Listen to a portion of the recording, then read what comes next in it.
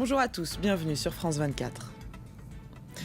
On ouvre ce journal avec cette frappe russe dans l'est de l'Ukraine qui a fait au moins 22 morts et des dizaines de blessés. Cela fait maintenant 6 mois que les Russes ont envahi l'Ukraine. Ils contrôlent désormais toute la partie est et sud du pays.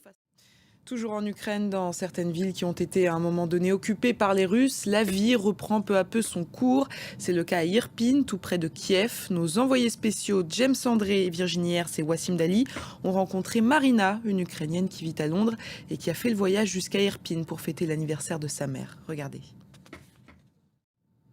Du gaz de Total Energy accusé de servir aux avions de guerre russes, une information révélée par le journal Le Monde qui se base sur une enquête de l'ONG Global Witness.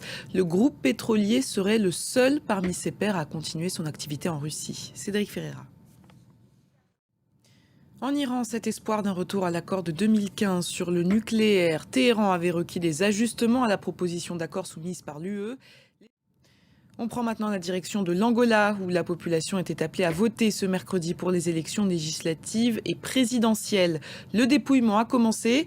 Ce scrutin promet d'être serré entre le parti au pouvoir depuis l'indépendance et une opposition qui promet d'enrayer pauvreté et corruption. Cédric Ferreira. En France, les ministres faisaient leur rentrée ce mercredi. Ils étaient réunis en conseil avec Emmanuel Macron, qui a fait en sorte de leur fixer un cap.